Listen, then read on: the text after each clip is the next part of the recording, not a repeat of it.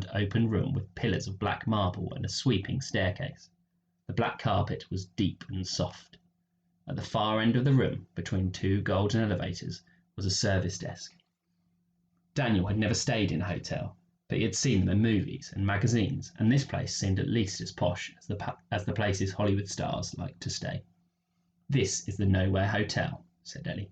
"Every member of staff has a room here." "It's not bad, is it?" said Daniel. "So how come I've never seen any of them coming and going from the shop? Don't they go outside?" Ellie brushed her curls from her eyes, a gesture identical to her father's. "Hasn't Papa told you anything? The performers can't leave. They can't go past the red curtain. It's like a border where the real world begins. They don't exist out there. To them, the Emporium is the world."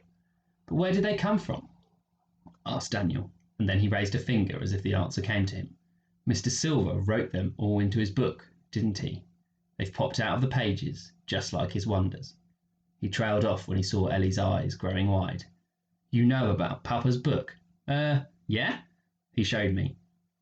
"He must really like you. He never told me about the book till I was 9, and since I'm no good at writing in it, I'm not allowed to touch it. He thinks I'll lose it or something." Daniel decided to change the subject. "So where do you stay?" he asked. "Here, I've got a room in the hotel. Used to live in Papa's private rooms with him, but, well, we don't always get along. He's a good man. I love him, really I do, but he's just so obsessed with the Emporium. I like it here, in the hotel. It's my own space." "It's just you and your dad?" said Daniel. "Yep." "Where's your mum?" "Who knows?" Ellie said. "Papa says I was about a week old when she left me on the doorstep of the Emporium. She never came back. Not once." Daniel shook his head. "You know much about her then?"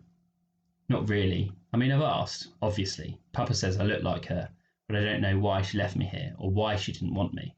And I've sort of given up asking because Papa doesn't like to talk about it, and I don't like making him sad. I think he still loves her, even after all this time." She was silent for a moment, staring straight ahead. Then she blinked and said, "What about you? Where are your parents?" "I'm an orphan," said Daniel. "Dad was a fisherman, died at sea when I was 4. Mum never got over that. When we moved to Glasgow, and she died 2 years later. I can't really remember much about them now. You know, real stuff, like how their voices sounded or what their clothes smelled like. It's like waking up and trying to remember a dream. It's there, but only for a second, and then it's gone again." Ellie gave him a sad smile. "This really is a nice place," he said, pointing around the lobby. "But it must be strange for the staff, knowing there's a whole world outside the Emporium and not being able to see it. It'd drive me mad." The colour drained from Ellie's face. "You don't miss what you've never had. That's what Papa says." Something had changed in her voice. "But can you imagine," said Daniel, "not being able to experience all of the amazing places the Nowhere Emporium visits? We're lucky. We can see New York and Cairo and Paris, watch kings and queens and governments come and go.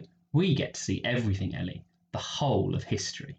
For a moment, Daniel thought she was going to reach over and slap him, but she closed her eyes, bit her lip, and said, "I don't feel very well. I need some air." She got up and rushed off across the lobby to the revolving door. Confused and hurt, Daniel watched her for a moment, unsure what he'd done or what he should do.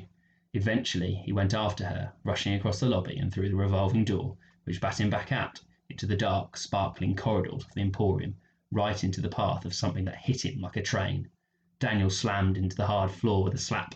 He stared up at the concerned face of a huge bald man with a thick neck, and then up further into the eyes of an enormously tall woman with dark brown skin who wore an amused look and a live yellow snake around her neck. "Don't just stand there, Caleb. Help the boy up." The man offered an enormous hand, which swallowed Daniel's hand and pulled him to his feet. "Sorry," said Daniel. "I should have been watching where I was going." "What's the big rush?" asked Caleb. The huge bald man was wearing baggy black trousers and a black waistcoat with gold piping unbuttoned to reveal a beer belly and chest covered in black hair. In his hands, which were the size of frying pans, he held a scruffy, dusty old teddy bear with no eyes. "I know you," said Daniel. "You're the fire breather, aren't you? The one who turns flames into animals." "Caleb, at your service," said the man. He jerked a fat thumb towards the impossibly tall woman. "This is Anya." Anya nodded. Caleb held out the stuffed bear. "And this is Mr. Bobo." Daniel stared at it. Caleb raised his eyebrows expectantly. Hello, Mr. Bobo." Caleb smiled. He said, "I found him many years ago, lying on the floor of one of the corridors. A child from the real world must have dropped him." He cradled the bear in his arms like a baby, proud and delighted that he owned something from the world beyond the Emporium. "Caleb likes to collect things that the customers leave behind," said Anya. "He has built up a small collection of curiosities over the years." Caleb rummaged in his pockets. He thrust his hand towards Daniel and opened it. In his palm lay a half-sucked lemon sherbet coated in grey fuzz. "I picked it up a month or two back. Would you like it? It might remind you of your home."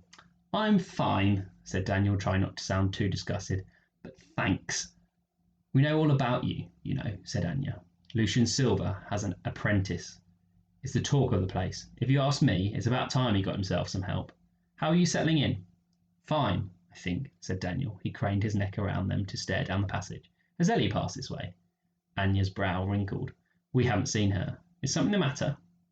Daniel explained how Ellie had stormed off. Caleb jutted out his bottom lip and nodded. "Ah, that would explain it." "What? Explain what?" "My guess," began Anya, patting her tightly curled black hair into place, "is that Ellie became angry because you were talking about how you are free to discover the world outside the Imperium's walls." Daniel's mouth pursed. "But why would that make her mad?" Caleb placed a heavy hand on Daniel's shoulder. "Because she's in the same boat as the staff," he said. "She can't leave the Emporium." "What? How come?" "We don't know the ins and outs of it," said Anya. "It's private business, after all. Ellie doesn't like to talk about it, but she's a lonely girl, you know. Daniel, you must be the first person from outside of the Emporium to talk to Ellie in, well, goodness knows how long." "Really? What about the customers? She must talk to them, surely." Caleb shook his big head. "No, they can't see her or hear her. Something in the magic of this place has made Ellie invisible to anyone who isn't part of the Nowhere Emporium. To most of the world, Daniel, Ellie Silver is nothing more than a ghost."